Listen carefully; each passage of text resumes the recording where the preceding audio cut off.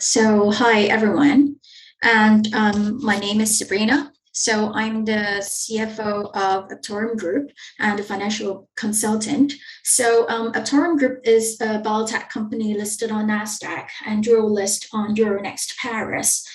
We are the first Nasdaq listed biopharmaceutical company admitted to trade on Nasdaq on Euronext Paris. Like many other accountants, I studied accounting in university. Then I joined Big Four, had my QP exam, and get my CPA qualification, and been there for a few years and started exploring the commercial world.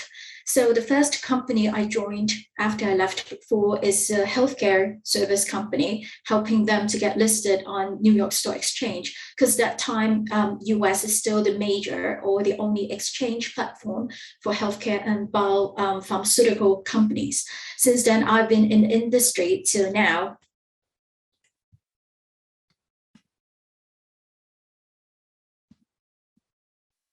Lots of people may hear the word like healthcare, pharmaceutical, biotech. So what are the differences?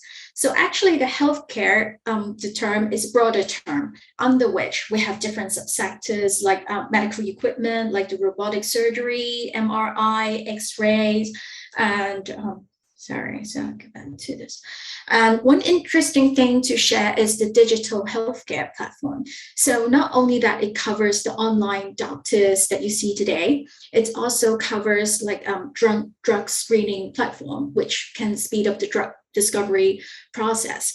So in normal drug development process, it usually takes around 10 years to develop a drug or a treatment because it has to go through a very stringent and a long process of, for example, the clinical studies and clinical trials. But then with the assistance of AI, so we can now use computerized platform to screen like the compound, and also you can see to reuse or repurpose. I use a more like professional term. The existing drugs and to find some potential treatment for them. Just like COVID, actually Pfizer, like there are and some other big pharmas are developing the COVID drugs from HIV drugs because the HIV drugs have been in the market for so long, so we can save lots of money and time to do the toxicology studies. Just now, I mentioned that the development of drug treatment may take around like 10 years. So some cancer treatment may take even longer. What are the processes before they are available in the market? I usually use the development of iPhone as an example. So first, there's a discovery process like Dr. Yun Yang. So he discovered how to attack the COVID virus just like Steve Jobs. He has an idea in making a digital mobile phone, but he has to do like is to first register the patent, which is the licensing, and then make sure his idea is not stolen, and then it's passed like to different departments to do the development. Because like Dr. Yun, he doesn't know how to like ensure or to make the idea that he has and turn it into whether it's an oral drug, is to by injection, is by pills, or there are often reasons behind like how it's being done, and the dosage is all like he has no idea how to do that. So there's another group, the development, we call that the development process. And then it goes to the production, like when you made an iPhone. So there is like a factory doing the production, and at the end, Apple will like get it stamped and do the marketing. So like even for the pharmaceutical industry, there are different parts and processes. So for discovery, we may have like different universities, University of Hong Kong, which we Torm is working with, or the University of Harvard. For licensing, we have different like law firms helping us. Before you see like big pharma putting their stamp or their logo on the drug. So you can see in 2021, the global revenue from pharmaceutical industry total 1.2 trillion US dollars. So US is still the major market leader, accounting around like half of the market share. Europe comes second. So actually Roche, GSK, Bayer, Novartis, these big names are from Europe. So there are lots of big pharmas headquartered in Switzerland, Germany, and UK. So third comes Asia Pacific, which includes China, India, some high population countries. So you can see the bar chart on the right-hand side. The pharmaceutical industry has been booming over the years, which I will talk a bit more later. So this is the projection that they made for 2023. So we just talk about the past, and now we talk about like the future, the prospect. So US continued to be the global leader, but part of the market shares have been shared by other countries like the APAC, the Middle East, and Africa down here. So Europe has also dropped from the second to the third in terms of market share. So there's a shift here mainly due to the economic development of those countries. Aging population, increase in education level, which drives up the demand for like medication in these countries. So what about Hong Kong? So as Hong Kong is one of the key cities in Asia Pacific, so Hong Kong has been playing a very important role in the development of global pharmaceutical industry in recent years. So in the past, Hong Kong has been heavily relied on financial and property markets. So if people want to invest, they will choose to invest on properties, but the world has changed. So who are the richest people in the world? So they are the founder of Tesla, Amazon, Facebook, Oracle. So Hong Kong has also shifted its focus from manufacturing, which you know in the 70s, to financial and property market in the 90s. And now it's the world of technology and pharmaceutical. So Hong Kong currently has 16 state key labs. So state key labs of emerging infectious diseases, Hong Kong U, and state key labs of the brain and cognitive sciences at Hong Kong U, each the first such laboratories of the kind to be established outside of mainland China. So I visited the lab for the research of SARS in Hong Kong U. So actually I can see a few stainless steel doors with very small window, and behind there sitting a research staff with full gear, playing with test tubes, and there are alarms everywhere in case of leakage. So it's a very high standard, and not everyone like with money is allowed to build such a lab, because once there's any like virus, bacteria being leaked out, so it would cause a huge like disaster. So Hong Kong government and the doctors have been putting in lots of effort and money all these years, developing, working on the pharmaceutical development. So you may not know, like Hong Kong is such a small place.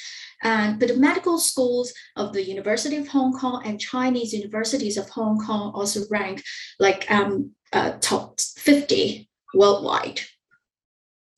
And in recent years, Hong Kong government has also been providing lots of effort, providing different supports for the development of the pharmaceutical industry in Hong Kong, such as the ITF Fund, with the support of the Chinese companies, Chinese government. So there is a collaboration in the Greater Bay Area where Hong Kong registered drugs with urgent clinical use and medical devices used in Hong Kong public hospitals are permitted in designated healthcare institutions in the 9 mainland cities of the Greater Bay Area. So in the past, lots of Western drugs are not allowed entering in China, but with the recent like collaboration, at least 15 imported drugs. So I think there are more right now because the data is a bit outdated. So are allowed to use in China. And there are more than 250 biotechnology companies in Hong Kong with approximately 5.3 thousand people employed only in the industry, manufacturing, like industry of pharmaceutical, medicinal, chemical, and botanical products in Hong Kong, haven't even included people employed for the like discovery, the licensing, development, and marketing. So Hong Kong Science Park has also provided a wide range of supportive facilities to support the healthcare and biotech R&D. There are over 1,000 companies in the science park covering different areas, with law firms doing licensing, IT related, even accounting firms specializing in the biotech companies, because there are special, for example, special tax treatment, the double the tax deduction. So there are different companies serving supporting the R&D related activities in science parks. So it's like an ecosystem for science and technology development. As well, like clinical data from Hong Kong are also recognized by both US FDA, European EMA, and China NMPA. So in the past, you need to do another set of clinical trials to obtain approval from other jurisdictions. But Hong Kong is now the only one being recognized by all these countries. And as well, Hong Kong Stock Exchange too, because of the development of the biopharmaceutical industry and the increasing importance. So Hong Kong has introduced a new Chapter 18A in 2018, allowing pre-revenue and pre-profit biotech companies to get listed in Hong Kong. So in the past, only US are allowed to get listed, providing a platform to do like capital raising. And now, because Hong Kong also introduced this Chapter 18A, so this greatly helped the development of biotech companies, because developing drug is a cash burning process. It requires lots of upfront payment investment.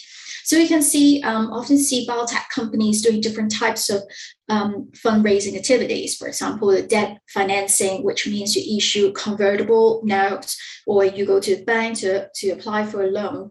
So now it's under Chapter 18A, we are allowed to do equity financing. That is IPO for capital raising to support the development of the drugs. So the pharmaceutical industry has been booming in recent years.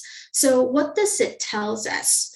So because of the aging population, the unstable political environment, the slowing down of economic growth, shifting of political power, for example, from the West to Asia, change in people's behavior and operating environment worldwide because of the COVID. So, but you can see the pharmaceutical industry is not being infected at all. So there are huge potential and opportunities in front of us because of the aging population and the increasing education level and economic power. People are spending more on supplements, on healthcare services and medications. And Hong Kong is an important gateway between China and the world. So through Hong Kong, Chinese medicine products can get into the West, where global medical products and devices can tap into the Greater Bay Area. And as well, you can see the chart down here. So you can see actually the biotech index is getting go in line with the Hong Kong Hang Seng Index, which shows us is actually really important in the entire financial market. So from the chart on the left-hand side, so you can see regardless of the political instability, the number of biotech IPOs and capital being raised are not affected. And the table on the right-hand side is showing actually the top 10 China healthcare companies IPO. Out of the 10, 7 of them are listed in Hong Kong. So we talk about like lots of good things about the pharmaceutical industry. So what about the challenges and the risk here? So it's the long process for drug development. As I mentioned, it takes around like 10 years or even longer for the entire drug development from the discovery process till it's get to the market. And during this time, it's you may not have regular revenue. So often we need to do lots of fundraising and capital injection. And as well, it's highly rely on financing, debt or capital to sustain the operation during this year. So lots of patents. So sometimes it's maybe expired or being stolen. So actually, once it's lost the protection of the patent rights, so actually everybody can copy your drug. And it's many of those like biotech companies heavily rely on single or limited assets. So if it fails in any of the clinical trials, so it's gone.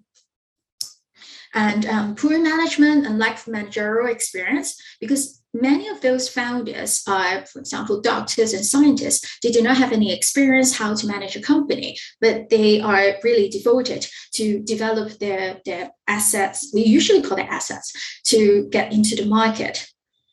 So we often create different like management issues. And now let's talk about the accountant's role here in the pharmaceutical industry. So many of them think that, oh, as an accountant, so what can we do, or how can we develop our career in the pharmaceutical industry or participate in this industry? So what do you think, who will be the accountant here in the picture? So it's actually the one holding the key, and here acting the bridge, acting like the bridge connecting the scientists and the commercial world. Because I've been in this industry for some time, so for almost 15 years, and I see that lots of those scientists, they may have not experienced and how to raise capitals and to manage the company. But as an accountant, we're trained how, like, for example, we can assist in doing capital raise, because lots of these heavily involves lots of needs capital. And as an accountant, though I cannot wear the uniform and go to the lab and to assist in the clinical trials, but I can use my knowledge to help with the fundraising, internal controls, like the tax planning, and ensure there's a worry-free environment for scientists to focus on the drugs development. And as well, you can see there are lots of IPOs and new companies coming to Hong Kong for drugs development. So actually, it creates lots of opportunities as an accountant working in Hong Kong. So this is the end of my presentation.